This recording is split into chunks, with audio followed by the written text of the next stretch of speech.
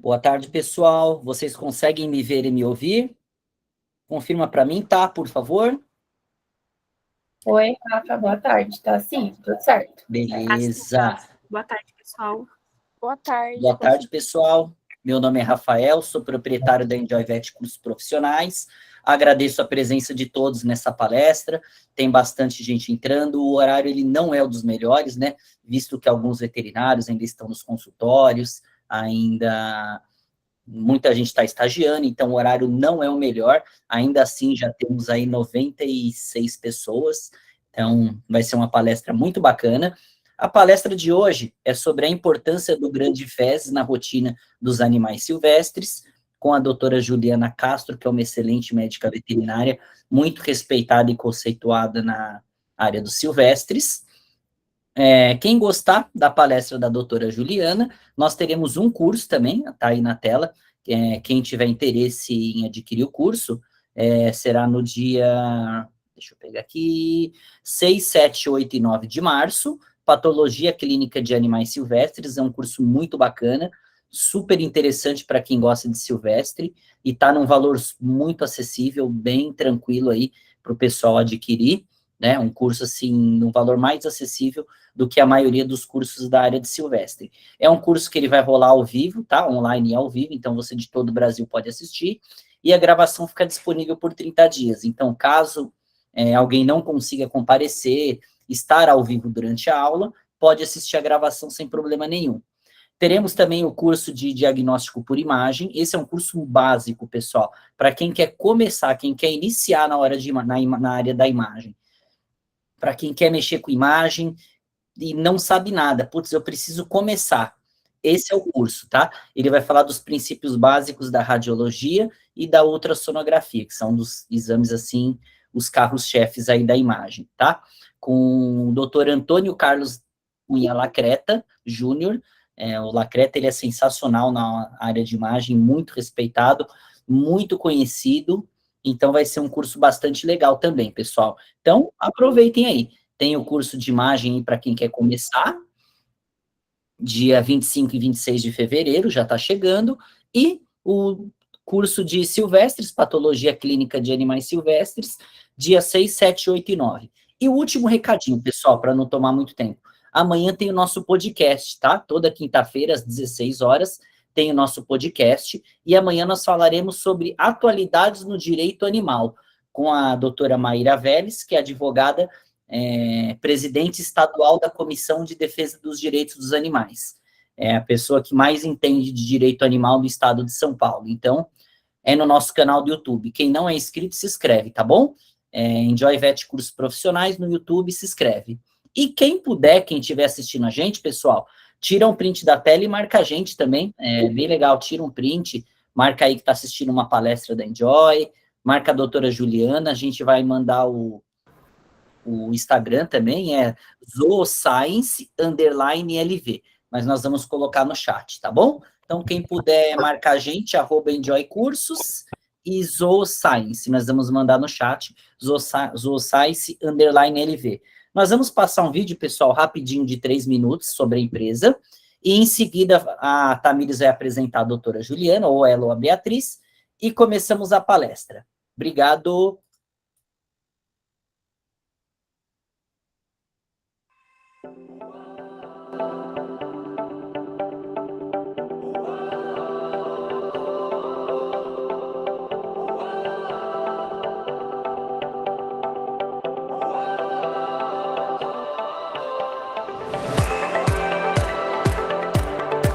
Olá, meu nome é Camila Alves, eu sou professora de cirurgia veterinária e hoje estou aqui dando um curso prático de suturas e nós para Enjoy Cursos.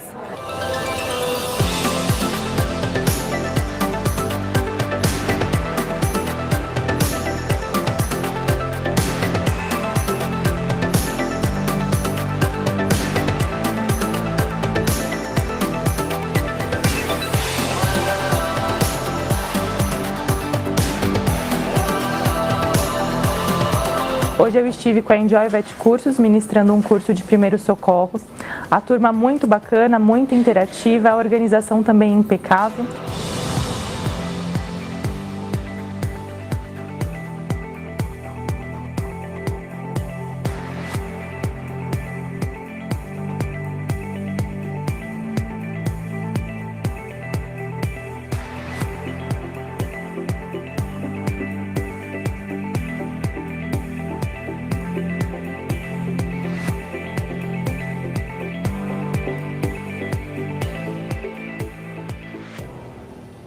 Meu nome é Fábio Henrique, eu sou médico veterinário, atuo atualmente exclusivamente com oftalmologia veterinária e hoje estive aqui com o pessoal da Enjoy.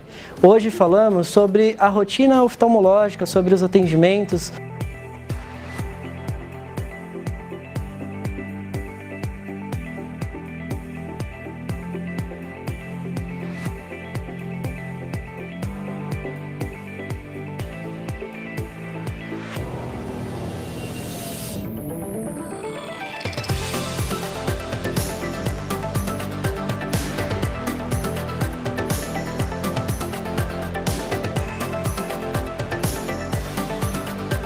Sala cheia, um sucesso. Todos os alunos saíram aprendendo a suturar, a dar nó cirúrgico.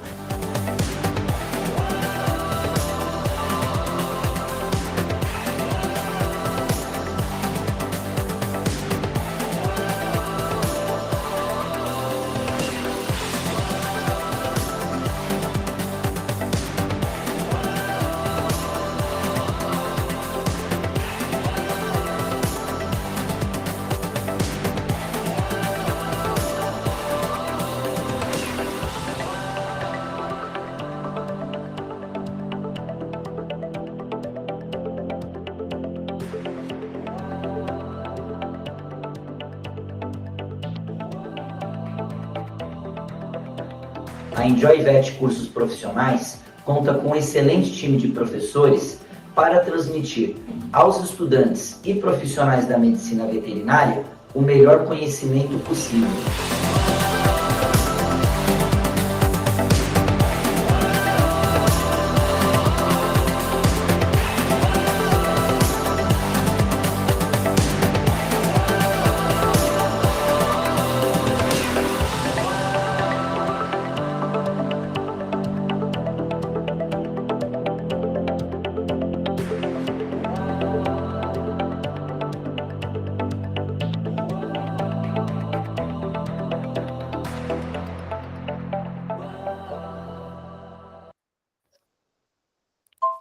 Boa tarde, pessoal. Boa noite a todos.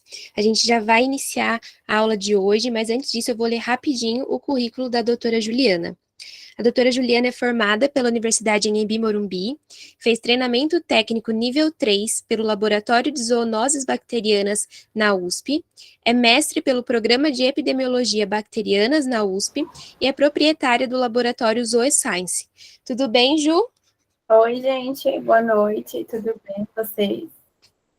Tudo certo, passo a palavra para você e boa aula a todos. Obrigada. Eu vou iniciar aqui o compartilhamento, daí vocês só confirmam para mim se está tudo certinho, por favor.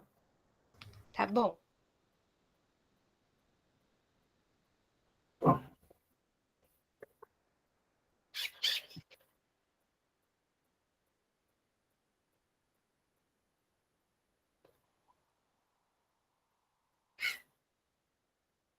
Vocês estão conseguindo ver os slides? Sim, Ju. Ah, perfeito. Eu vou colocar no modo de apresentação. Gente, boa noite. Eu quero agradecer muito a presença de todos vocês aqui. Como o Rafa falou, o horário não é dos melhores, né? Então, tem a rotina de trabalho, de estudo, de estágios. Mas muito obrigada pela presença de todos. Hoje a gente vai conversar um pouquinho sobre a importância do exame de coloração de GRAM na rotina clínica de animais silvestres, tá? E aí, gente, hoje eu vou passar uma aula mais básica para vocês, né? Por N fatores, né? Então, questão do horário, e a aula mais completinha, ela vai estar no curso, que foi o que o Rafa mencionou no início da apresentação, tá bom? Mas, de qualquer forma, eu espero contribuir aí com vocês. Gente, eu gosto de interação, por favor. Então, se vocês tiverem alguma dúvida, algum questionamento, pode abrir o microfone, pode abrir a câmera, que eu vou respondendo aqui no momento para vocês, tá bom? Bom, então, como eu falei, hoje a gente vai conversar um pouquinho sobre a importância do GRAM na rotina de animais silvestres. Mas para a gente entender a importância, a gente precisa saber primeiro o que é, né, esse exame de GRAM, que atualmente a gente fala tanto, mas, poxa, o que é, para que serve, como eu faço, né? Então, o GRAM, ele consiste da gente fazer uma coloração especial, a coloração de GRAM, né, de diversos fluidos corpóreos desses animais. Então, é possível a gente fazer uma coloração de GRAM de um inglúvio, no caso aí, por exemplo, dos psitacídeos. A gente pode fazer de algum fluido corpóreo. Na rotina, normalmente, a gente utiliza o GRAM a partir das fezes desse animal, né? Que é justamente para a gente ver, avaliar a microbiota desse paciente. No GRAM, a gente vai conseguir ver estruturas bacterianas e estruturas fúngicas. A gente não consegue ver ou avaliar celularidade, pessoal. O exame de GRAM, uma das etapas dele é submeter essa lâmina, né, esse esfregaço, ao fogo. Quando a gente faz esse procedimento, essas células ou elas se rompem por completo ou elas se rompem parcialmente. Então, o exame de GRAM não é para a gente ver célula, tá? É para a gente ver bactérias ou estruturas fúngicas. Aqui na foto, a gente consegue ver uma microbiota, né?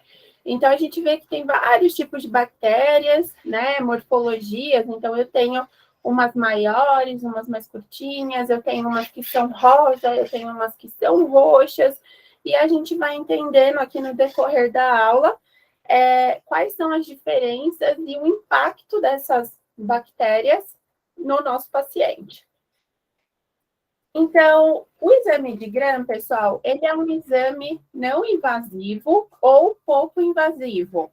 Ele se torna invasivo, por exemplo, quando a gente for fazer a colheita de um swab de inglúvio, né? Quando a gente for fazer a colheita de um swab cloacal, é um exame que é um pouco invasivo. Mas se a gente for pegar um exame de fezes, por exemplo, é um exame que é nada invasivo, né? A gente vai receber as fezes desse nosso paciente e vai preparar essa coloração de GRAM. Então, diferentemente do sangue aí, que nosso paciente precisa estar rígido, né? Para a gente colher sem nenhum risco aí para ele, o exame de GRAM de fezes, não existe isso, né? A gente não precisa deste cuidado, óbvio, se a gente for fazer das fezes, tá? É um exame que é muito barato, tá, pessoal? Principalmente quando a gente compara com a gama de resultados aí que a gente pode obter com esse exame. Eu falo que para aves, hoje, não existe fazer apenas um copro, né? Tem que ter o copro com GRAM, os exames são complementares e a gente tem muito resultado. E é um exame super barato. Para as pessoas, né, para os técnicos, para os veterinários que trabalham no laboratório, é um exame de super fácil execução, né? É um exame bem rápido, o resultado sai bem rapidinho, né? E aí acaba sendo um exame bom para os dois lados, né? E como a gente já falou antes, a gente tem a possibilidade de usar diversos materiais, fezes, secreções, conteúdo de inglúvio. Eu utilizo muito GRAM, pessoal, em material oriundo de necrópsia, né? No laboratório eu tenho uma rotina grande de necrópsia, principalmente de animais silvestres, assim, 95% são animais silvestres, e a gente utiliza muito na rotina de necrópsia.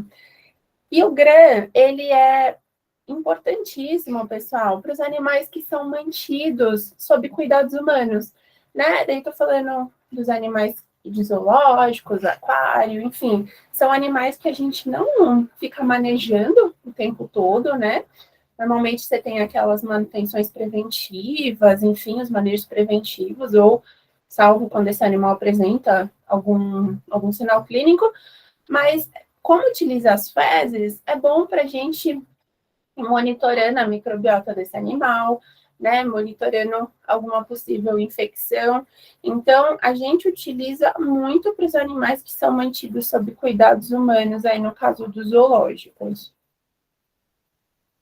Bom, O exame, ele serve, né, ele é indicado para a gente avaliar as infecções bacterianas, ou para a gente avaliar, no caso aí, quando a gente está falando de fezes, não a infecção, mas essa microbiota está normal. Então, eu posso ir desde um estágio só para ver a normalidade dessa microbiota, um paciente de check-up, tá realmente tudo ok, como eu posso, essa microbiota aqui, ela está completamente alterada, né? E aí, quando eu estou falando deste completamente alterado, pessoal, a gente vai conversar um pouquinho lá mais para frente, a gente tem algumas categorizações, né? E a partir de um determinado momento de alteração dessa microbiota, é importante a gente correlacionar o exame de Gram com o exame de cultura, tá?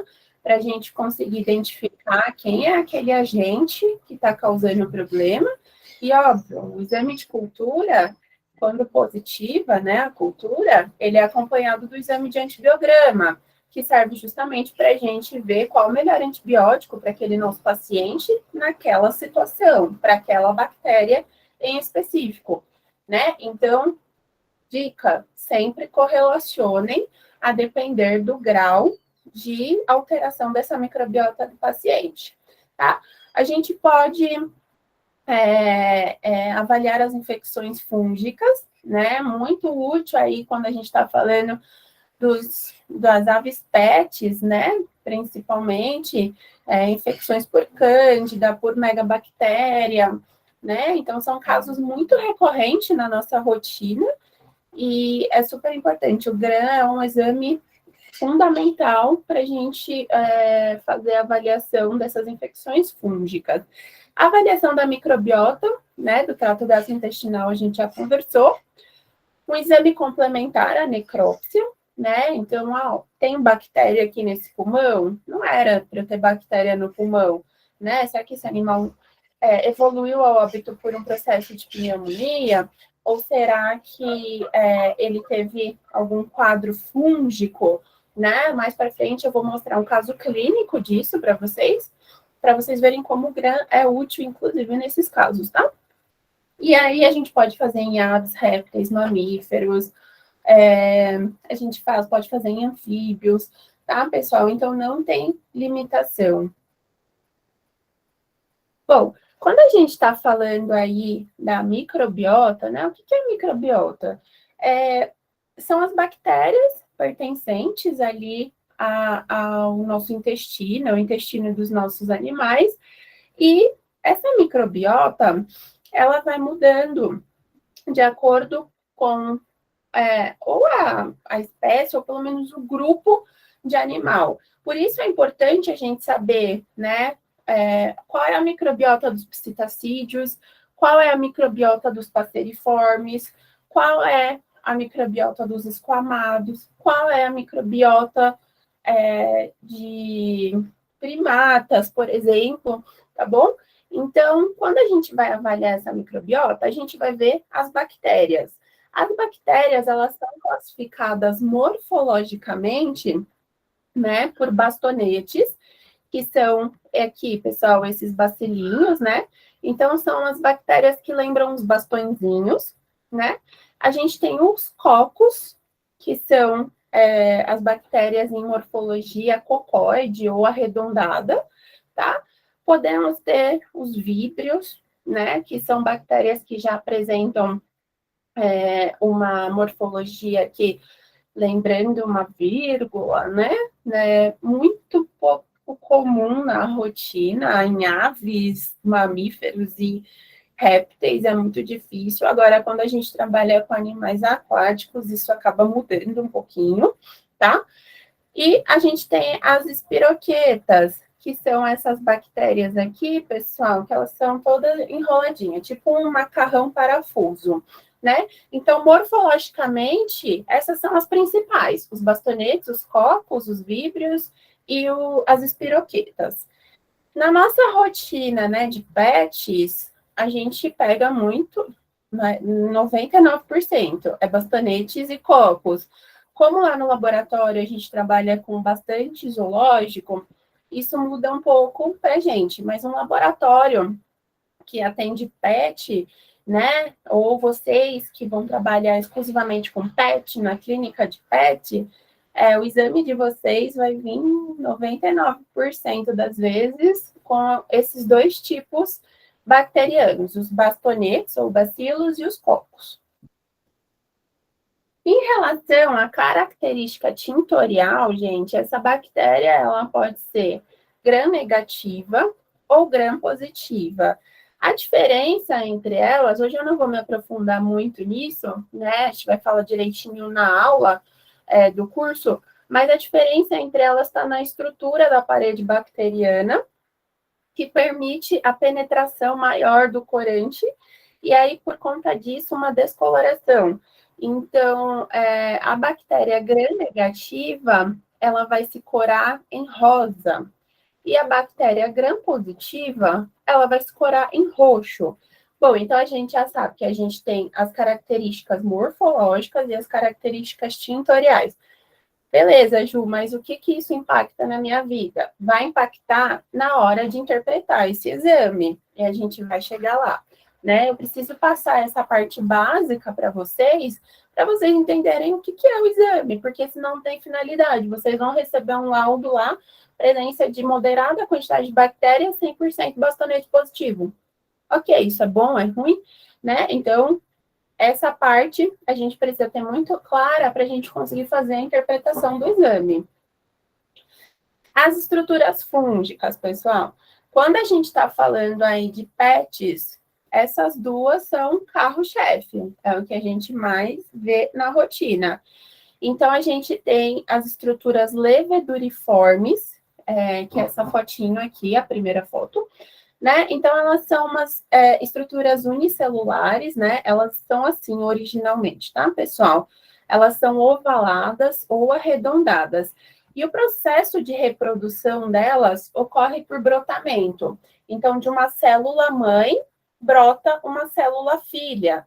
E aqui, onde eu estou passando o cursor, a gente consegue ver uma levedura em brotamento, tá?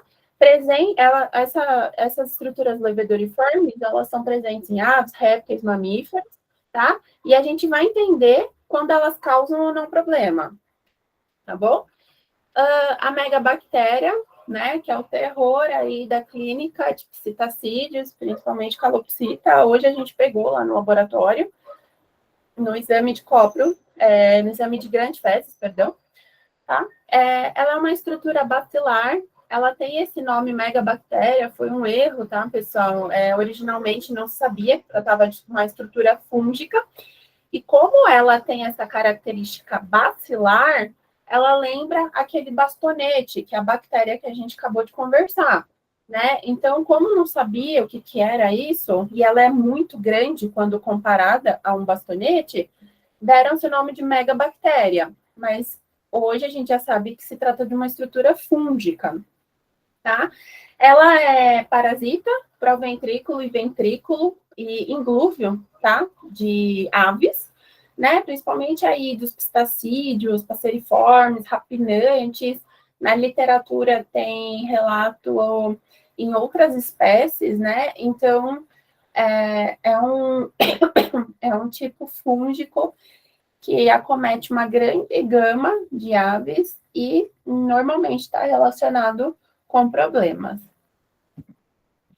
Bem, agora que a gente já entendeu para que serve o exame de Gram, então, para a gente avaliar bactérias e estruturas fúngicas, a gente vai conversar um pouquinho sobre como colher, como enviar para o laboratório, que material eu preciso, tá?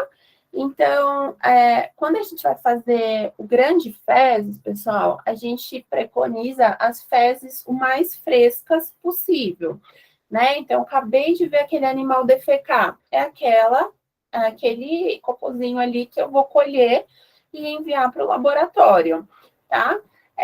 O ideal é que o processamento dessas amostras, ele seja realizado em até 12 horas, né? Então, não adianta eu colher hoje e ficar com esse material na clínica por 2 dias para enviar para o laboratório. Esse exame não presta mais, ele vai dar todo alterado, tá bom? As fezes, a gente costuma receber, né, o indicado nesses potinhos coletores, estéreis, preferencialmente, tá? Desculpa. E uma quantidade que seja razoável, tá, pessoal? Não peguem um único cocôzinho, porque é insuficiente para a gente fazer o copro e o grã, tá bom? Então, peguem uma quantidade aí, pelo menos uns 4, 5 cocôs, né? O fundinho ali do tubo coletor, porque essa quantidade é ok para o laboratório. Tomem cuidado com o urato, né? A gente utiliza as fezes para fazer o exame, não o urato. Eu falo isso, pessoal, porque como a nossa rotina é muito de animais silvestres, né, a gente recebe muitas amostras. E principalmente quando a gente está falando aí de serpentes, eu já recebi um bloco de urato, não tinha nada de fezes, né? É um exame que a gente não consegue fazer, tá bom? Então, a gente precisa das fezes. A gente vai precisar de swabs, pessoal, para você fazer o exame, né? Existe a possibilidade também do clínico colher esse material direto no swab. Então, quando eu estou falando aí de um swab de inglúvio, tá? O clínico vai introduzir o swab no inglúvio, aí, por exemplo, da calopsitinha, e aquele material que ele colher, ele pode enviar para o laboratório. Ou ele já faz um esfregaço na lâmina de vidro e envia essa lâmina para o laboratório, ou ele pode mandar o swab dentro de um tubo Falcon desse, estéreo, tá? A gente também consegue fazer dessa forma. Pessoal, mantenham essas amostras refrigeradas até o momento de envio para o laboratório. Não deixem em bancada, não deixem em cima da mesa da clínica, tá? Porque ali dentro a gente tem uma proliferação bacteriana que vai interferir no resultado do exame.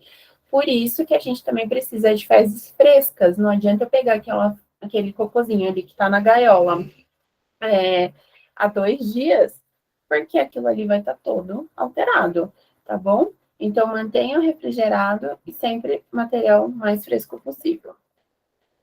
Ju, Oi, temos 2 perguntas. pode A falar. Beatriz perguntou se essa denominação de megabactéria é o mesmo que fungo filamentoso. Não. Fungo filamentoso, na verdade, fungo filamentoso, a gente se refere a um grupo de fungos. Então, existem várias espécies. Quando eu laudo megabactéria, eu coloco estruturas filariformes, tá? Que são estruturas alongadas. E a outra pergunta é como diferenciar o urato das fezes. O urato, pessoal, a gente vai ter isso na aula, tá? Do curso. O urato, ele é o excremento esbranquiçado que sai nas fezes, junto com as fezes, não é que sai das fezes, não é das fezes, né? Ele é um excremento oriundo aí de função renal, tá? Então, aquela parte esbranquiçada é o urato, as fezes são a parte marrom ou verdinha, dependendo do tipo alimentar da ave, e normalmente as fezes, pessoal, eu faço assim porque a gente vê uma única coisa, tá? Mas elas são compostas por 3 elementos. Então, a parte marrom ou verde são as fezes, a parte esbranquiçada é o urato, e normalmente em volta tem um alinho, né? Tem uma bolinha que é molhada. Isso é a urina da ave, tá? Como é tudo pela cloaca, normalmente a gente acaba vendo tudo isso junto, tá? Mas o urato é a parte esbranquiçada. Tenta encolher sempre as fezes. E a Carla perguntou se é possível mandar o swab com material no meio Sturt. Não. Tem que ser sempre esse swab aqui. Foi até bom a pergunta, porque sempre o swab seco, pessoal. Não coloquem no meio de cultura, tá? O meio de cultura é quando a gente quer fazer o exame de cultura bacteriana. O exame de GRAM, a gente vai fazer uma citologia. Então, a gente vai olhar na lâmina. São exames completamente diferentes. E só já aproveitando aqui, que a gente voltou nesse assunto do swab, hoje, pessoal, existem 2 tipos de swab secos aí, tá? Ele é um swab com a haste de plástico, e ele tem a ponta um pouco mais grossa. E tem um swab que a haste dele é metálica, que a pontinha é bem fininha. É óbvio que a gente precisa de cuidado redobrado para fazer a colheita com o swab de haste metálica, mas para o animal ele é muito melhor, tá? Muito menos invasivo, muito menos agressivo, tá? Na aula completona, depois no curso, a gente conversa a respeito disso bem certinho, tá bom? Mas só para vocês saberem que existem esses 2 tipos de swab. E se vocês puderem usar o de haste metálica, tomando os devidos cuidados por conta da haste ser metálica, é muito melhor. Ele é um swab que é mais caro, mas para o animal tem inúmeras vantagens. A Marcela perguntou se o esfregaço é só passar o swab na lâmina e enviar, ou precisa colocar uma lamínula em cima? Não. É só passar na lâmina. Então, ó, eu tô com a minha lâmina aqui na minha mão e o swab aqui nessa mão. Existem 2 técnicas, pessoal. Ou eu vou rolando esse swab por cima da lâmina, ou eu faço um esfregaço mesmo, tá bom? E o Felipe perguntou: a megabactéria, quantas por campo eu posso considerar normal ou patológica? A gente vai conversar mais para frente disso, Felipe. Aqui foi só a introdução da morfologia. Segura um pouquinho aí, tá bom? Por enquanto foram essas. Ju, se você quiser seguir. Tá bom. Bom, pessoal, falando agora da microbiota. Então, para a gente interpretar o resultado do GRAM, eu preciso saber o que é normal, assim como qualquer exame, né? Então, para eu saber, por exemplo, se esse meu animal está em anemia, eu preciso saber qual é o limite de normalidade daquele paciente. Ah, se ele está com alguma infecção, qual é o limite de leucócito, né? Então, isso é muito bem estabelecido para o exame de sangue. Mas, para o exame de GRAM, pessoal, isso às vezes fica um pouco falho, e eu falo assim, questão laboratorial mesmo, né? Porque como a gente tem muitas espécies, muitos grupos de animais, muitas vezes a gente não encontra referência, né, do que é normal para aquela espécie. Mas a maioria a gente encontra, né? Dá trabalho, a gente tem que pesquisar, a gente tem que fazer um apanhado de referência. Então, esse autor falou isso, esse autor falou isso. Mas o que eu vejo na minha rotina? Então, assim, a gente precisa entender, né, dessa normalidade, pessoal. Porque em todos os animais, a gente quer que tenha bactéria no intestino, né? São as bactérias boas que auxiliam aí na digestão desse animal. Mas será que para todo mundo é igual? Né? Então, lá como no Zooscience, que é o meu laboratório, a gente tem uma rotina que é um pouco inversa da maioria dos laboratórios, né? Então, hoje a gente tem mais ou menos, eu atendo mais ou menos uns 90% de rotina de animais silvestres e uns 10% de animais domésticos, né? Então, a gente faz exame de GRAM, gente, sem brincadeira, uns 30 por dia, né? Então, a gente sabe já o que é normal, a gente conseguiu estabelecer a referência para o Zooscience, né? Então, os nossos laudos já são baseados aí numa referência de mais ou menos 2.000 animais que nós já fizemos GRAM. Então, hoje a gente tem isso muito claro. Mas, óbvio, se você pesquisar na literatura, você acha, que dá trabalho, tá bom? Então, a microbiota saudável aí de um animal, ela costuma ser variável entre os diversos grupos de aves, de répteis, mamíferos, né? E ela pode ser influenciada diretamente por vários fatores. Então, o manejo de higiene desse animal, né? O manejo sanitário, o manejo alimentar desse paciente, estados fisiológicos, então, estresse, isso pode alterar a microbiota daquele paciente, tá? Então, quando eu estou falando aí, pessoal, primeiro vamos focar aqui nas fotos. A primeira foto, que é essa redondinha aqui, eu estou falando de uma microbiota de um psitacídeo. Vocês conseguem ver tudo isso roxinho aqui, ó, os bastonetezinhos? São tudo bactéria, né? Agora, aqui eu estou falando de um passeriforme, né? Nesse campo aqui do microscópio, eu tenho 2 bactérias. E aí, quem que tá certo, quem que tá errado? A gente precisa entender isso, né? Então, será que o psitacídeo está com bactéria de mais e o passeriforme está com bactéria de menos? Ou será que esse psitacídeo está normal e esse passeriforme também está normal? Ou será que os dois estão errados, né? Então, por isso é muito importante entender a microbiota desse paciente, pessoal.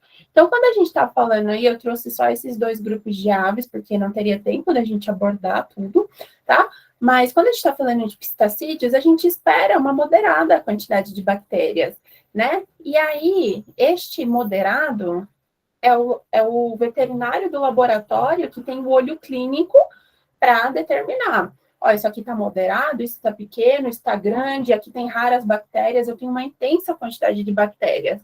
Mas a gente sabendo que a gente espera uma moderada quantidade de bactérias, qualquer coisa fora disso já vai chamar nossa atenção. E aí também, gente, eu espero uma microbiota predominantemente positiva.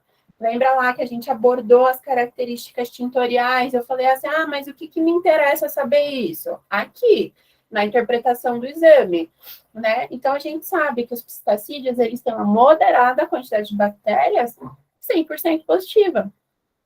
Eu posso ter lá um paciente que está com 5% de bactéria negativa? Posso. Lembra que eu falei?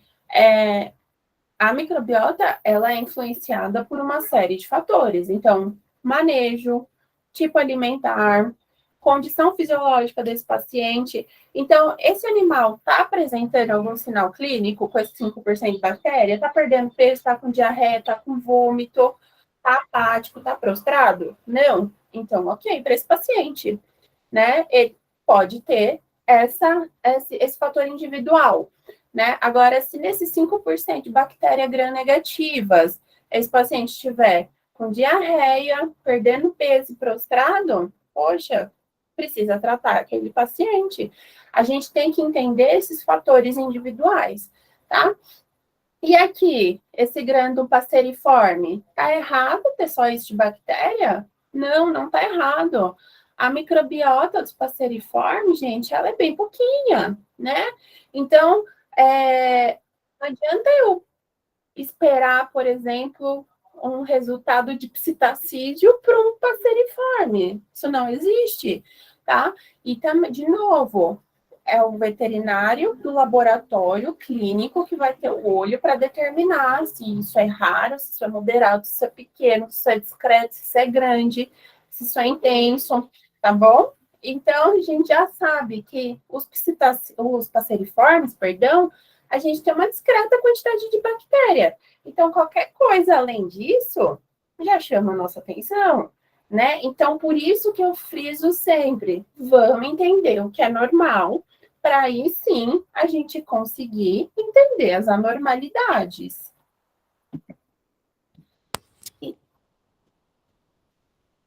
Vai falar alguma coisa? Eu ia fazer as perguntinhas, mas se você quiser terminar esse raciocínio, depois eu pergunto. Tá, pode ser. Aqui, pessoal, a gente tem microbiota de um gequinho, né? Que é um lagartinho. A gente consegue ver, pessoal, que eu tenho diversas morfologias de bactéria, né? E é isso que a gente espera para uma microbiota, né? A gente nunca vai esperar um tipo bacteriano único, né? E o que a gente consegue ver aqui? Ó, vou voltar aqui. Tá vendo as bactérias dos psitacídeos aqui? Elas são roxas, elas são gram-positivas. Já dos esquamatas, são bactérias gram-negativas. Então, o predomínio bacteriano dos esquamatas é de gram-negativas. Então tá errado porque tem muito gram-negativo e a microbiota deveria ser positiva? Não. Para esse paciente, a microbiota é predominantemente negativa e tá perfeito. Por isso, pessoal, a gente tem que entender a microbiota para aquele grupo de animais, né? Não adianta eu fazer um laudo, não colocar uma referência, não colocar pelo menos uma citação, olha, isso aqui está ok ou não está ok, porque senão esse exame acaba ficando, assim, um pouco sem utilidade, como eu falei para vocês, né? Não existe referência para todos os grupos de animais. Tem grupos que a gente acaba extrapolando. Então, por exemplo, nos primatas, a gente tem referência para macaco prego, mas a gente não tem referência para bugio, por exemplo. Mas por serem primatas, a gente tenta aproximar isso, tá, pessoal? Então, é muito importante a gente sempre conhecer a microbiota daquele grupo de animal que a gente está trabalhando para entender o exame e conseguir interpretar esse exame de forma correta. Pode dizer as perguntas. Vamos lá. A Desirê perguntou se ela precisa selar a lâmina. Se sim, apenas com fogo ou no panótipo 1 também pode. Qual seria o melhor? Não, pelo amor de Deus. Se você for fazer a lâmina, se você for fazer a coloração direto onde você trabalha, aí sim, você passa o fogo na parte de baixo da lâmina e faz a coloração. A coloração, gente, esses procedimentos eu vou ensinar na aula, tá? Porque aqui a gente realmente não tem condições por conta do horário. Agora, se você vai enviar para o laboratório, é só enviar a lâmina, envia ela fechada num porta-lâmina e tá tudo certo.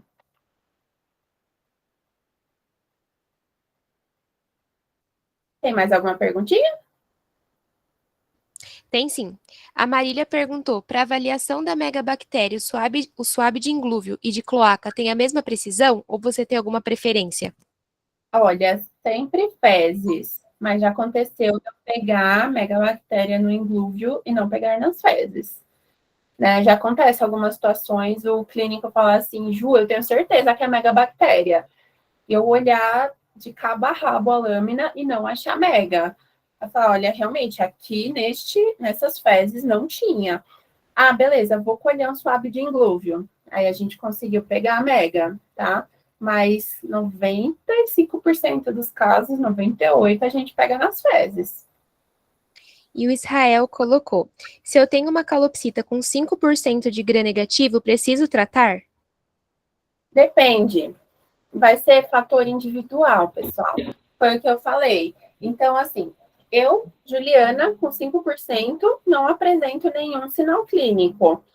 O Israel, por exemplo, quem fez a pergunta, se com 5% ele estiver perdendo peso, ele tiver com prostração, ele tiver com diarreia, tiver com vômito, aí tem que tratar, né? Então, assim, o 5%, ele não vai ser determinante para eu falar assim, isso daqui é um processo infeccioso e eu tenho que tratar este animal. Não, a gente sempre vai ter que juntar as informações. Até porque, como eu falei para vocês, a microbiota, ela tem interferência de diversos fatores externos.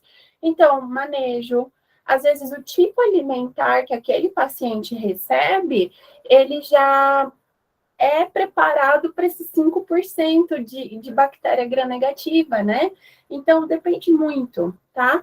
Aí, quando tem uma discreta quantidade assim, avaliar o animal clinicamente. Se esse animal com 5, 10% não tiver nenhum sinal clínico, tiver rígido, tiver lindo, empenamento bonito, tiver com peso adequado, não tiver com diarreia, não tiver com vômito, eu não vou mexer nesse animal.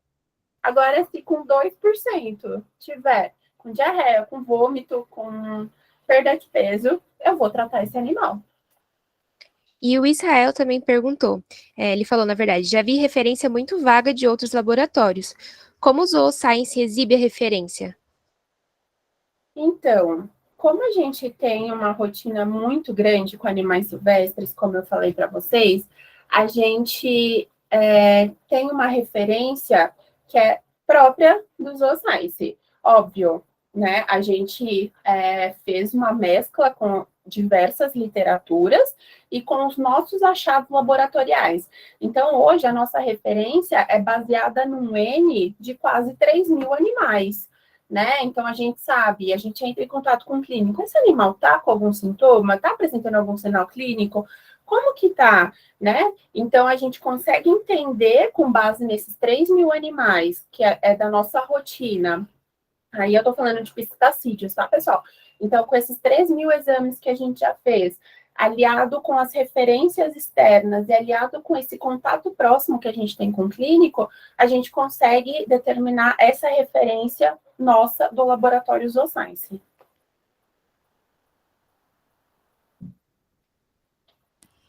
E a Vivi perguntou: probiótico e polivitamínico interferem nos resultados? Depende. É bom sempre fazer o exame sem nenhum aditivo, né? Então, você recebeu aquele animalzinho, antes de fazer qualquer tratamento, você colhe o exame, né?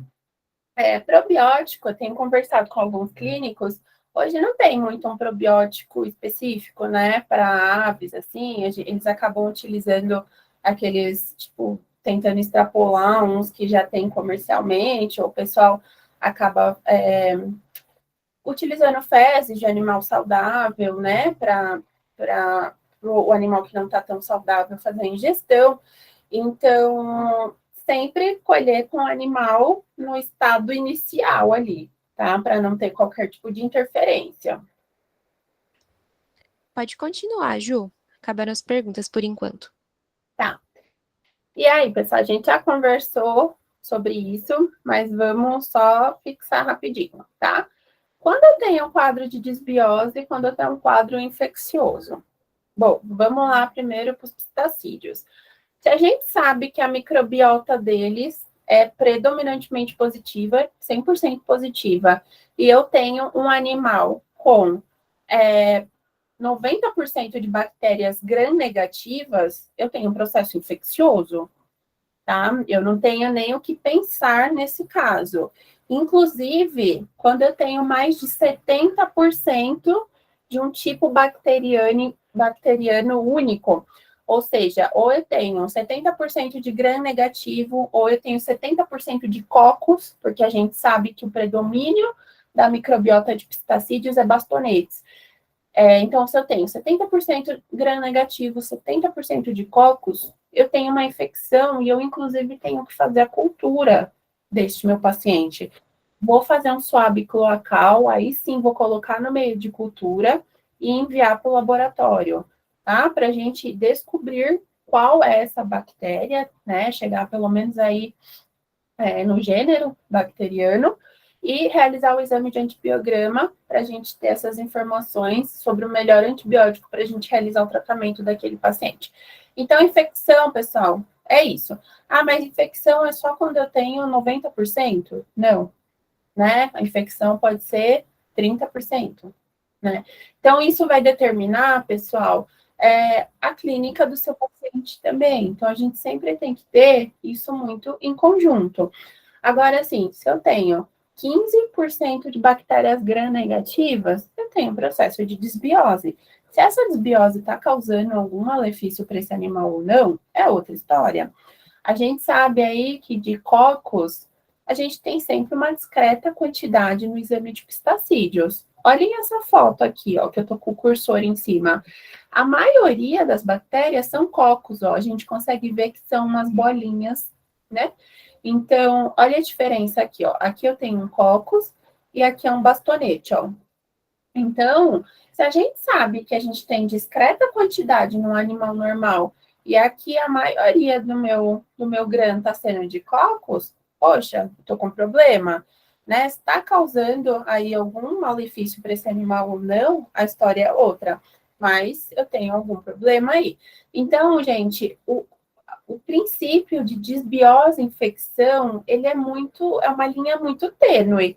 Onde termina um, começa o outro, e às vezes não precisa nem terminar, né? Eu tenho pacientes que têm 20% de gram negativos e já o veterinário entra com antibiótico, porque o paciente está apresentando esses sintomas, tá? Então, quando eu falo aí de desbiose ou infecção, eu tenho um desequilíbrio da microbiota, né? E justamente por ter esse desequilíbrio, eu tenho um processo inflamatório nessa minha mucosa intestinal. E esse processo inflamatório, ele reduz a capacidade de absorção de nutrientes, né? Eu posso ter uma promoção aí de diarreia, posso ter, a depender do grau da lesão, uma hematoquesia, uma melena, tá? Então, essa alteração, esse desequilíbrio da microbiota intestinal, a gente sempre tem que estar atento. Então, gente, ó, sempre, o sempre está em maiúsculo, correlacionar o laudo com a condição clínica do animal. Foi a pergunta que o Israel fez. Então, 5% é um problema para mim? Não sei. Aí quem tem que me dizer é você. Seu animal está clinicamente bem, não é um problema. Se seu animal está clinicamente mal, é um problema, né? Então, ó, nas alterações discretas, que são esses 5, 10% aí, a gente sempre tem que considerar a possibilidade de fatores individuais. Manejo tipo alimentar, manejo sanitário, tá? Antes aí de pensar em alguma possibilidade infecciosa desse paciente, né? E essa avaliação do tratamento cabe ao médico veterinário clínico. Né? Como eu falei para vocês, a gente já teve veterinários parceiros que trataram com 5% porque o animal não estava bem. E outros que com 15% o paciente está perfeito lá e está tudo bem, né? Nas alterações moderadas, então quando a gente está falando aí de 30%, 40% de bactérias gram-negativas, é sempre bom iniciar um tratamento para esse paciente, né? Porque em questão de minutos, essa microbiota pode se alterar completamente. E aí, como eu falei para vocês, nas infecções maciças, acima de 70%, ou de gram-negativas, ou de um tipo bacteriano que não é esperado para aquele paciente naquela quantidade, como, por exemplo, os cocos. Aí cabe uma cultura associada com o exame de antibiograma. Cabe não, pessoal, façam, tá? Porque daí você vai ter a condição de interpretar quem é o agente que está causando aquele processo e qual é o melhor antibiótico para aquele agente naquela situação, tá bom? Olhem aqui esse exame, ó. A gente consegue ver que predominantemente aqui as bactérias elas estão rosa, né? Elas são gram-negativas. E a gente tem aqui um paciente com 99% de bactérias gram-negativas. Se eu não me engano, esse aqui é um mamífero, tá, pessoal? Não é uma ave, não. Mas mesmo para um mamífero, é um ferret, é isso mesmo. Era um ferret, estava com uma diarreia absurda, né? O animal super prostrado. Então, mesmo com um mamífero, que a gente sabe que a microbiota é predominantemente gram-negativa, tá com 99%, não é um caso legal, principalmente quando associado a esses quadros de diarreia, de prostração, né? Então, a gente consegue ver que o animal já estava tendo clínica. A gente fez cultura, agora eu não vou me lembrar o agente isolado, mas o animal recebeu tratamento e ficou ótimo, tá? A gente consegue observar também, pessoal, no exame de Gram, alguns tipos bacterianos que são bem específicos. Aqui nas secas, ó, a gente consegue ver esse bolinho bacteriano, esse daqui, tá? São bactérias que são esporuladas. Elas são diferentes de um bacilo convencional. Olhem aqui para o meu cursor, ó, a gente consegue ver que bem aqui, ó, a gente tem um halo no meio dessa bactéria, né? Existem várias espécies que podem causar, né, esse esporo, mas é muito comum que o Clostridium assuma essa forma, né? E por isso que a gente sempre libera como sugestivas de Clostridium. Lembrando que o Clostridium é um agente anaeróbio, né? Para fazer a cultura, tem que enviar uma cultura de anaerobiose, que é um processo de colheita de material completamente diferente, tá? Então, se vocês receberem um laudo preliminar a presença de bastonetes esporulados sugestivos de Clostridium, 70%. tudo bem, eu vi lá no curso que com 70% a gente já tem que fazer a cultura. Vou colher o material e enviar para o laboratório. Não vai isolar, tá, pessoal? O tipo de coleta de material para agente anaeróbio é completamente diferente, tá bom? Eles assumem essas formas esporuladas quando a bactéria está passando por algum estresse, né? E daí o problema dele, pessoal, não é o esporo, mas é a toxina que essa bactéria libera, né? Então, a gente acaba tendo os quadros de enterotoxemia. A mucosa intestinal acaba absorvendo essas toxinas que são liberadas pela bactéria, acaba causando um quadro clínico bem ruim aí para o paciente, tá? Esse tipo bacteriano específico não é nada comum em psitacídeos, tá? Em passeriformes. Então, quando a gente vê nesse tipo de animal, porque aqui, ó, por exemplo, é um loris, é um animal que estava clinicamente muito ruim, e aí a gente consegue associar a clínica com o resultado desse exame aqui, né? Em algumas espécies aí, em alguns grupos, tá? Rapinantes, a gente a gente vê e é normal a depender da quantidade, nos esquamatas, a depender da espécie, urso polar, por exemplo, é muito comum, Clostridium. Então, depende da espécie, depende do grupo de animal, depende do tipo alimentar, depende de uma série de fatores. Mas focando nos pets, passeriformes e pistacídeos não é nada comum, tá bom? Ele faz um quadro de diarreia enegrecida, formação de gás, então o intestino acaba ficando super distendido por gás, tá? E o animal acaba evoluindo ao óbito por conta do quadro de enterotoxemia, né? Absorção aí pela mucosa das toxinas que são liberadas pela bactéria. Aqui a gente tem, por exemplo, ó, no jabuti. Ju, você falou que é normal em algumas espécies, né? De répteis e tal. A gente acaba vendo mais em lagartos, tá? A gente não vê pouquíssimo aí nos quelônios. Esse pacientezinho aqui, ele estava com uma clínica muito ruim. Ele fez diversos exames, cada hora ele vinha com uma coisa. Então, ele tinha Clostridium, ele tinha pseudohifa, né? Até zerar tudo, e ele ficou bonzinho depois. E aqui, pessoal, é um varanos, é uma espécie de lagarto, e a gente vê Clostridium assim a rodo, tá? Não é normal nessa quantidade, né? A gente vê uma discreta quantidade, então a gente sabe que já fugiu da normalidade para o que a gente espera ali para aquele paciente.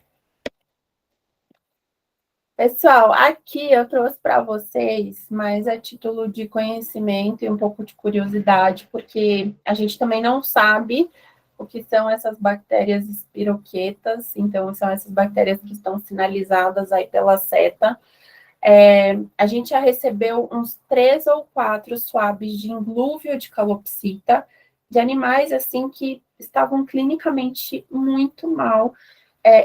Os 4 evoluíram a óbito em questão de pouquíssimo tempo. Eu já conversei com os outros colegas e já pegaram pouquíssimos casos também, assim, que tinha essa bactéria espiroqueta no inglúvio e que o animal evoluiu a óbito muito rápido também, só que a gente não consegue descobrir quem é essa bactéria, tá? Mas saibam que a presença dessa bactéria espiroqueta no inglúvio das aves não é comum, tá? Então, a gente tem referência, inclusive, para a microbiota do inglúvio, né? Então, a gente sabe que essa espiroqueta e gram-negativa não é nada comum, e, inclusive, esse deve ser um agente extremamente patogênico, porque os animais chegam num estado péssimo de caquexia, de desidratação, com diarreia, com vômito, e evoluem a óbito muito rápido.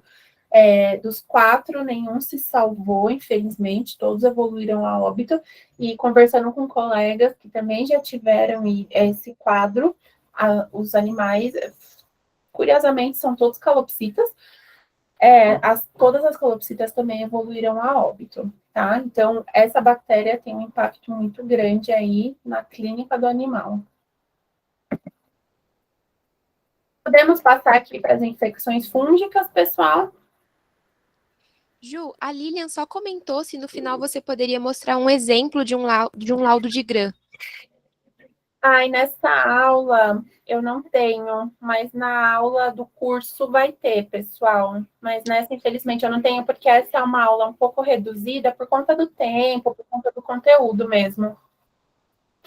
Tá certo. E, pessoal, só lembrando vocês que a gente vai fazer um sorteio de uma bolsa de 100% e 2 bolsas de 50% para esse curso que a Ju vai dar.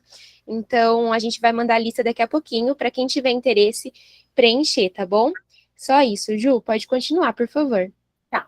Agora a gente vai falar das infecções fúngicas, pessoal. Né? Outro problema muito recorrente aí na clínica de pets, principalmente aqui, ó, nesse carinha, a gente pega muito.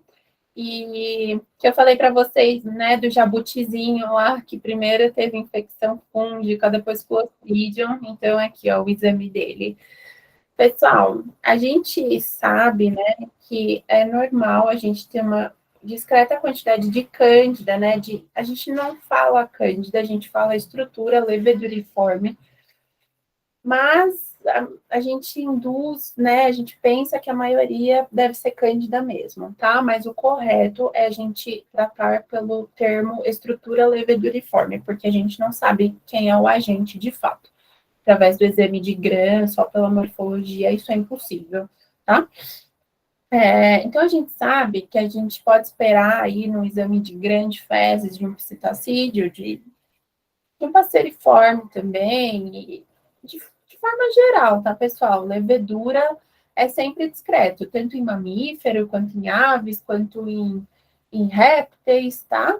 Então, assim, 3 por campo, no máximo, né? Mas, muito normalmente, assim, a gente acaba encontrando bem menos do que isso no animal saudável, tá? O que a gente sabe hoje, pessoal, que algumas alimentações super premium, elas são enriquecidas com leveduras boas para melhorar o bolo fecal deste animal. Então, essas leveduras que a gente vê aí no exame de Gram de fezes, normalmente são relacionadas a essas leveduras de origem alimentar. Quando a gente acaba vendo leveduras nessa quantidade aqui, pessoal, ó, são todas essas bolinhas aqui que estão brotando, isso aqui já chama muito a nossa atenção. Primeiro, porque a gente sabe que o processo de reprodução das leveduras que a gente já falou lá atrás é por brotamento. Então, se eu vejo essa quantidade de leveduras em brotamento, isso indica o quê para mim? Que essas leveduras estão se reproduzindo. E se elas estão se reproduzindo, elas vão proliferar e vão chegar num estágio em que elas têm condições de fazer a invasão tecidual dessa microbiota, que é justamente o que a gente não quer. Então, o fato de eu ter levedura nas fezes não é um problema, né? Porque eu falei para vocês, pode ser essa levedura de origem alimentar. Se ela não tiver em brotamento, eu só vou acompanhar aquele paciente. Então, vamos lá, vai. A gente sabe que a gente encontra discreta quantidade aí nas fezes. Mas aí eu tô vendo umas 5 por campo. A gente sabe que 5 por campo já passou aí do que a gente espera como normal. Mas essas leveduras não estão em brotamento, a recomendação que eu dou para o clínico é só de acompanhar esse paciente. Putz, mudou qualquer coisa aí na clínica desse paciente. Vamos repetir esse exame para ver se essas leveduras já estão se reproduzindo, se elas estão em forma de invasão tecidual, tá? Quando essas leveduras se reproduzem de forma exacerbada, pessoal, elas formam as pseudohifas. As pseudohifas, elas são prolongamento dessas leveduras. Quando a gente vê em forma de pseudohifa aqui, o tratamento é obrigatório e deve ser o mais rápido possível, ou você vai perder o paciente, normalmente, tá? Por quê? Porque essa forma da estrutura fúngica, ela é muito grande. Ela tem, a gente vai conversar lá na aula do curso, mas ela tem muitos mecanismos de fazer aderência na parede do intestino, ela consegue invadir essa parede intestinal, ela consegue se disseminar pelo organismo, tá? Então, quando a gente vê estruturas leveduriformes em brotamento, já acende o alerta, pessoal. Agora, quando eu vejo no laudo presença de pseudohifas, tratamento obrigatório. Então, eu trouxe aqui para vocês, ó, provavelmente uma calopsitinha, jabuti. Então, assim, tem pseudohifa? Trata. Aqui, ó, uma serpente com pseudohifas, né? Uma grande quantidade aí de pseudohifas. E aqui a gente tem uma pogona.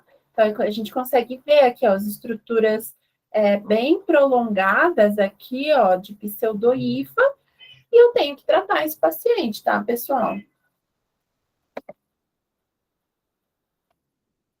Bom, em relação à megabactéria, né?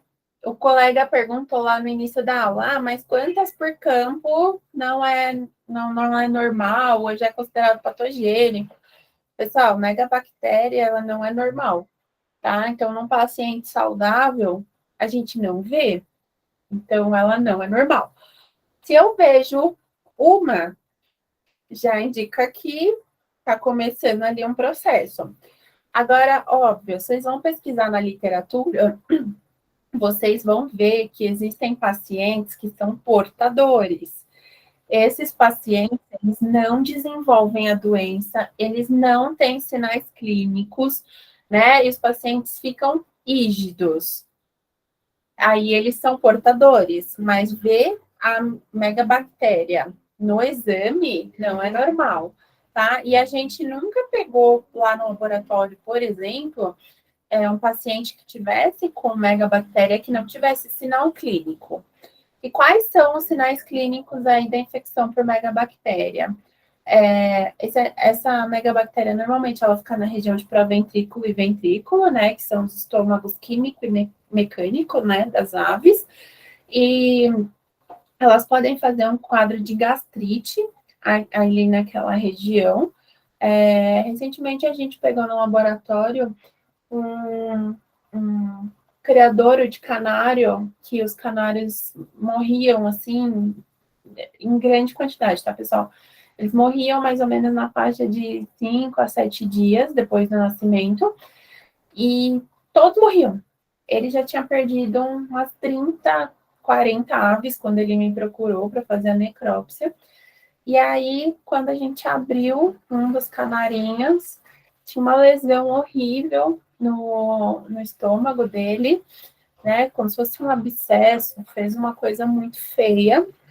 E eu nunca vi tanta megabactéria na minha vida, gente, oriunda da citologia ali daquela lesão, tá? Então, para vocês verem aí a gravidade, né? Aí o pessoal lá do criadouro fez o manejo, né, sanitário, tratou os animais e não tiveram mais óbitos relacionados a isso, tá?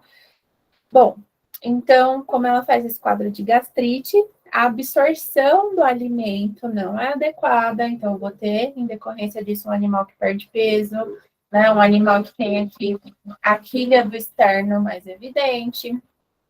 Como esse processo de digestão ele está completamente alterado, a gente pega fezes assim, ó, com sementes não digeridas. Esse é um quadro clássico de megabactéria. Ah, Ju, mas toda vez que tiver sementes não digeridas nas fezes é megabactéria? Não, tá? Mas a megabactéria tem capacidade de fazer este quadro de sementes não digeridas. Então, o animal não absorve, ele não aproveita, então ele acaba perdendo peso. Né? Em decorrência da perda de peso, ele fica prostrado, ele pode ter um processo inflamatório em decorrência dessa gastrite, dessas lesões, e aí, por conta disso, altera a microbiota. Esse paciente acaba ficando com diarreia. Então, é um quadro sistêmico, tá? Então, aqui a gente vê, ó, essas estruturas que são filariformes aqui, ó, pessoal, nessa foto, tudo megabactéria. Então, respondendo ao colega lá do início, não tem um limite. Na minha opinião, megabactéria é sempre alguma coisa que vai estar causando algum problema para aquele animal, desde que aquele animal não seja portador, tá? Mas se você pesquisar na literatura, você vai ver que existem animais que têm megabactéria e que não apresentam sinais clínicos. A função é realmente distribuir, e é provavelmente os animais que estão dividindo aquele recinto vão ter algum quadro clínico. Dúvidas, pessoal? Por enquanto, tudo certo, Ju. Perfeito. Bom, então aqui que eu falei que eu ia trazer um quadro clínico, um caso clínico, perdão, para vocês, de como eu utilizo na necrópsia, né? Eu recebi esse papagaio, pessoal, para necrópsia, óbito súbito, né? Segundo a pessoa que me enviou, não apresentou sinais clínicos. Entretanto, a gente já consegue ver diversas alterações aqui nesse paciente, né? Primeiro, a quilha do externo completamente evidente. Então, era um animal que estava muito magro. A gente vê uma desidratação aqui pelo aspecto da superfície da pele dele, tá? Quando eu fui fazendo a abertura para fazer o exame necroscópico, eu percebi que aqui, ó, os vasos da serosa do inglúvio, eles estavam bem engurgitados, bem aparentes. E esse inglúvio também, ele estava bem com aspecto grosseiro. Isso me chamou a atenção. Então, fui lá, colhi uma lâmina desse conteúdo de inglúvio. Quando a gente fez a lâmina, pessoal, ó, eram só leveduras. E já tinha algumas pseudohifas. Ah, beleza, isso chamou a atenção aqui pra gente. Outra coisa, né? A gente sabe que o fígado aí dos psitacídeos, ele fica dentro aqui do externo desse animal, né? Inclusive, quando a gente tem os quadros de hepatomegalia, a gente observa que o fígado ultrapassou o bordo do externo, que é justamente o que está acontecendo aqui, né? Então, o externo termina aqui e aqui a gente vê o fígado. Eu achei que fosse um quadro de hepatomegalia, né? Até fazer a abertura do restante aí da cavidade celomática desse animal. Quando eu fiz a abertura, pessoal, esse animal tinha diversos granulomas aqui no pulmão. E esses granulomas, eles estavam tão grandes que eles estavam empurrando o fígado para trás. Conforme empurrou o fígado para trás, ele acabou ultrapassando o bordo do externo, né? Então, aqui a gente consegue ver, ó, pessoal, nessa foto, tem um granuloma aqui, tem um granuloma aqui é o pulmão direito, e aqui é o pulmão esquerdo. Então, aqui tem um granuloma e aqui tem um granuloma. Nossa, Ju, não consigo nem ver o pulmão. Pois é, não tinha quase parênquima pulmonar aqui nesse paciente, tá, pessoal? Era só granuloma. Ó, aqui nessa próxima foto, eu tô rebatendo o pulmão desse paciente. Olha aqui o tamanho do granuloma, né? Então, a gente faz o teste de docimasia, foi negativo. Então, a gente sabe que função pulmonar mesmo, esse animal não tinha nenhuma. E a gente fez também a coloração aqui desse intestino, pessoal, vocês conseguem ver que tá arroxeada, né? Tá uma coloração quase que enegrecida. A coloração do intestino é para ser próxima que a coloração do inglúvio, tá? Ela é um pouquinho mais avermelhadinha do que o inglúvio, mas aqui a gente consegue ver que tá completamente arroxeado, né? Fiz uma citologia também, diversas estruturas leveduriformes. Aí no laboratório a gente conseguiu fazer, né, o semeio aí dessa estrutura leveduriforme, e aí a gente teve aqui o resultado de Cândida, tá? A Cândida, ela forma esses tubos germinativos aqui, ó, que são já os prolongamentos dessa estrutura. Ou seja, aqui a gente teve um quadro de séptico, né, por estrutura fúngica, por cândida, o animal evoluiu a óbito por conta de cândida, né, daí a gente fica pensando, será que quando esse animal começou a apresentar os sintomas, se a gente tivesse feito um exame de grão das fezes, a gente já não tinha observado essa grande quantidade de estruturas leveduriformes, né? Então, a gente sempre, por isso que eu falo, pessoal, na minha opinião, para aves, répteis, tá? Não existe copro sem grã, tá? Porque o grã, ele traz, às vezes, muito mais informação para a gente do que o próprio copro, tá? Aqui também, uma outra necrópsia com sagui. Lembra que eu falei para vocês lá, pessoal, que o Clostridium, ele faz uma diarreia enegrecida? Olha a coloração aqui da mucosa intestinal. E a gente consegue ver, ó, aqui, ó, um segmento intestinal com a coloração saudável. E a partir daqui, ó, ela já ficou toda enegrecida durante toda a sua extensão, tá? E aí, quando a gente fez o GRAN, ó, muitas estruturas de bactérias esporuladas que são sugestivas de Clostridium. Mais um exame auxiliar à necrópsia. Aqui a gente tem um hamster que, né, tá com o abdômen completamente distendido por gás. Então, a gente consegue ver aqui, ó, o estômago completamente distendido por gás e as alças intestinais também, né? E aí, quando eu fiz um exame de GRAM aqui desse intestino, lotado de estruturas leveduriformes, né? Elas acabam fermentando e esse processo de fermentação acaba fazendo um acúmulo de gás e distendendo aí esse intestino e esse estômago. Pessoal, muito obrigada pela presença de vocês. Como eu falei hoje, como eu falei inicialmente, né, essa aula foi uma aula mais rapidinha e para vocês conhecerem um pouquinho do GRAM, da importância do GRAM na rotina clínica dos pacientes silvestres. Como eu falei, pessoal, nossa, eu faço muito cópio com GRAM todos os dias e a gente pega sempre coisas muito importantes aí para esse paciente. Então, usem o cópio com GRAM sempre, né? E consigam entender aí o resultado, né? Hoje eu não tive condições de trazer todo o conteúdo. Na aula do curso, a gente vai abordar o GRAM com uma outra perspectiva, de forma muito mais aprofundada.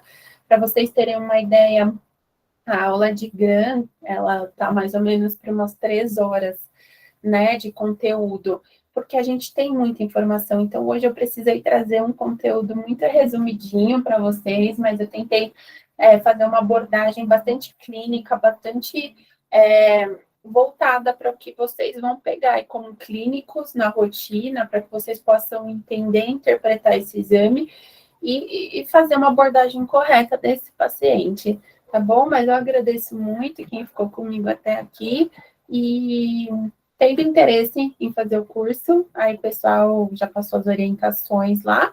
E se vocês tiverem alguma dúvida, meu contato também está por aqui, tá bom, pessoal? Muito obrigada. Oi, Ju. Oi, Rafa. Só um minutinho que você que vai fazer os sorteios, tá? Ai, meu Deus. Você que vai Enquanto escolher. isso, posso ir lendo as perguntinhas para ela, Rafa? Pode. Tá, só um minutinho. Tá bloqueado para assinar? Porque tem o pessoal que tá falando que não tá conseguindo. Todo mundo, pessoal, que assinar o formulário interesse na bolsa de 50%, automaticamente está concorrendo às de 100 também, tá bom? Então, a gente vai fazer, claro, o sorteio das de 100 pela lista das de 50, tá bom? Porque a gente acaba tendo que bloquear para terminar de assinar, porque a gente joga os nomes numa ordem na planilha do Excel. Então, por isso que vocês não estão conseguindo. Mas a gente vai liberar mais 5 minutinhos, pessoal, para vocês assinarem a lista da bolsa, tá? Enquanto isso, a Ju tira as dúvidas. Vamos liberar mais um pouquinho. Lembrando que a lista de presença também já está aqui no chat, tá? É só assinar uma vez, não precisa assinar mais de uma vez. Enquanto isso, se vocês quiserem mandando perguntas até a gente arrumar a lista de sorteio, eu vou lendo para a Ju. Então, a primeira pergunta, Ju, é da Fernanda. Ela colocou aqui, em questão de quantos dias o paciente chegou nesse estado, seria possível reverter o caso, naquele caso clínico que você estava mostrando? Olha, Fernanda, não sei te dizer isso. Se eu não me engano, esse foi um animal de apreensão, tá, gente? Então, eu não sei dizer, para ele ter chegado nesse quadro, provavelmente um animal que estava bastante negligenciado, tá? Mas quando tá daquele jeito, com formação de granuloma, não tem reversão, tá? Eu falei aí, se a gente tivesse feito um GRAM antes, lá bem no início, quando esse animal provavelmente começou a apresentar algum sintoma, antes dessa levedura conseguir ficar disseminada por todos os sistemas dele. Mas desse jeito aí não tem mais reversão, não. E a Beatriz mandou: você costuma fazer a identificação dos fungos? Se sim, na sua rotina, quais são os mais comuns? Então, pelo exame de GRAM, a gente não consegue fazer identificação. A gente só vê morfologia, a gente não sabe qual é esse agente, tá? Mas a gente sabe, né, pela literatura e pelos sinais aí, que na rotina, os mais comuns são Cândida e a megabactéria mesmo, né? Alguns animais aí mais específicos podem ter criptococcus, mas aí não é comum. E a Sofia quer saber qual é o significado de achar alimentos não digeridos e células epiteliais no grande fezes. Então, Sofia, não sei nem te dizer como é que fizeram isso. Porque como a gente sabe que é um alimento não digerido, né? A não ser que seja pela macroscopia. A macroscopia, lembra a foto lá que eu mostrei que tinha sementes não digeridas? Aí sim, a gente consegue ver lá que as sementes não estão digeridas, mas visualmente. Agora, através do exame de GRAM mesmo, eu não tenho como dizer isso, tá? E células, como que é? Deixa eu só ver aqui. Células epiteliais.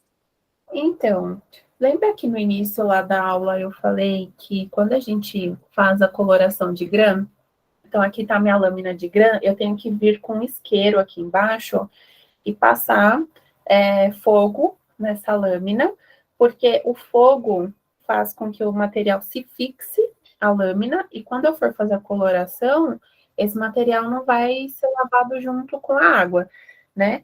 Quando eu faço esquento, né? Quando eu submeto esse material ao fogo, essas células normalmente elas se rompem ou totalmente ou parcialmente.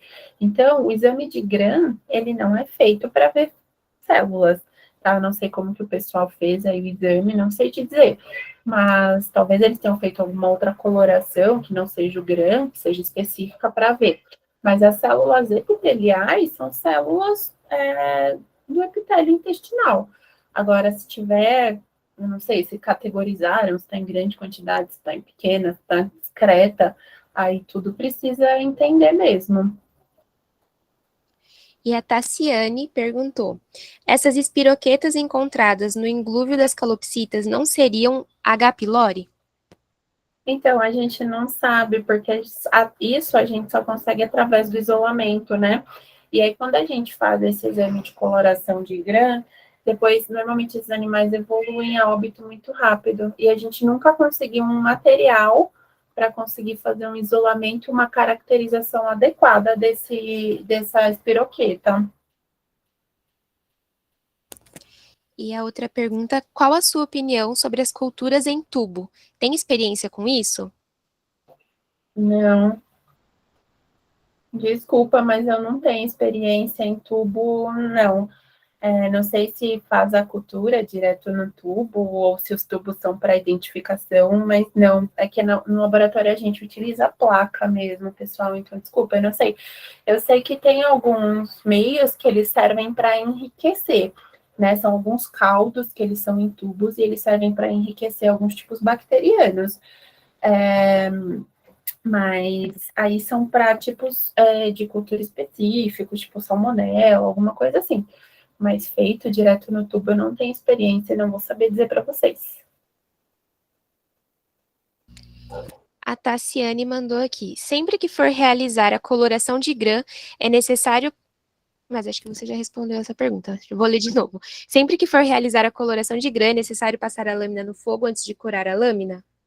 Isso, mas quem faz isso é o laboratório, tá? Vocês, clínicos, não precisam fazer, vocês precisam colher e enviar esse material de alguma forma, ou direto no SUAB, da forma como eu falei para vocês lá no tubo Falcon, ou vocês podem fazer um esfregaço e enviar a lâmina para o laboratório dentro de um porta-lâmina. Mas o fogo, quem faz é o laboratório. Ó, e a Beatriz comentou que ela já viu cultura fúngica em tubo, só que é ruim para fazer o imprint. Ah, entendi. Ah, desculpa, eu não tenho experiência não, gente. Acho que acabaram as perguntas por. Ah, mandaram mais aqui, ó. Você tem alguma literatura para indicar que tem essa parte de coloração de grã em fezes? Nossa, tem muitas, pessoal, muitas, muitas. Se vocês pesquisarem assim, tipo, facilmente vocês vão encontrar, óbvio, facilmente aí pistacídeos, né? Animais que são mais estudados. Mas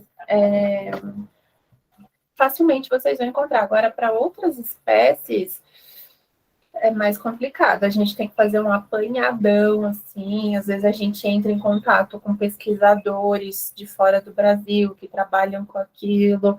A gente pede encarecidamente, humildemente, se eles podem compartilhar o conhecimento com a gente. É um pouco chatinha essa parte, mas de citacídeos facilmente você encontra, até em livro. E a Isabela perguntou se não existem muitos probióticos de aves comercialmente. Então, Isabela, eu não sou clínica, faz muito tempo que eu não clinico e eu tô bem por fora disso. Mas conversando com uma veterinária clínica, que é nossa parceira, ela disse que não. Você acaba tendo que extrapolar algumas coisas aí, se você precisa fazer uma correção de microbiota. Ó, o pessoal tá falando Labicon, né? Enfim, eu realmente estou por fora. Acho que o Rafa vai encaminhar o sorteio agora, pessoal, um minutinho.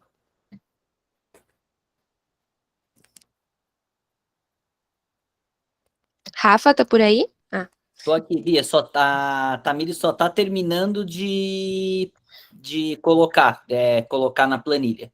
Um minutinho, pessoal. certo. Então, enquanto isso, pessoal, quem ainda não assinou a lista de presença, eu vou mandar aqui no chat para vocês de novo, tá? Lembrando que é a mesma lista, não precisa assinar 2 vezes.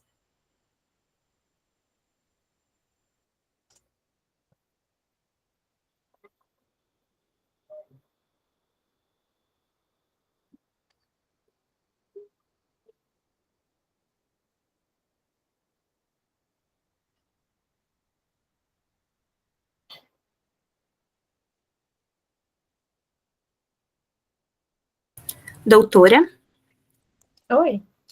para a bolsa de 100%, me fala 2 ou 3 números, Rafa. Um é o fixo e quantos de stand-by?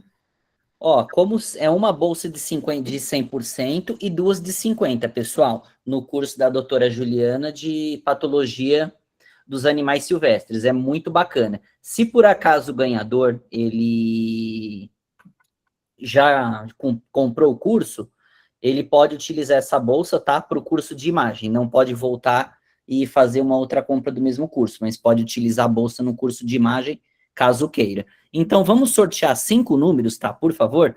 Porque como são 3, para ficarem 2 de feedback, tá? 2 de stand-by, na verdade, caso o ganhador não esteja online, que precisa estar online aqui para receber o prêmio e dar um oi para a gente no chat ou pelo microfone.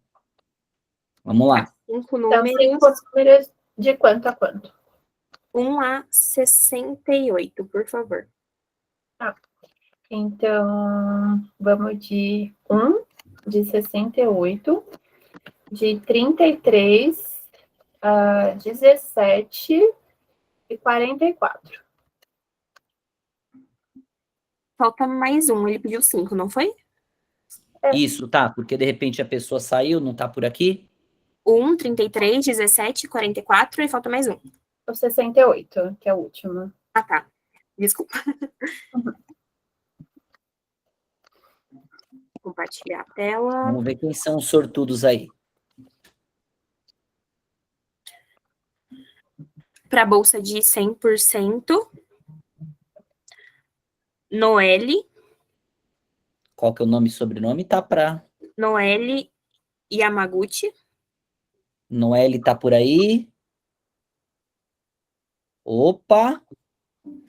Noelle, manda um oi pra gente no nosso WhatsApp, Noelle, para facilitar que a gente vai te mandar a bolsa. Vale por 48 horas, tá bom? Para agora não as esquecer. bolsas, isso, agora as bolsas de 50%, 33, Luana Silva Barbosa, acho que é Barbosa. É. Parabéns, Luana. Opa, a Luana Silva tá por aí. Chamem a gente no chat, no WhatsApp, pessoal, por favor. 17, Janaína Lima.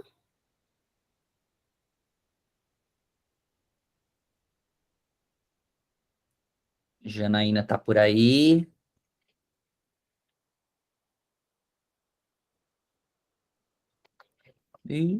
Está Tá aqui sim, já sim. mandou oi, Janaína. Parabéns, Todo mundo aí. meninas.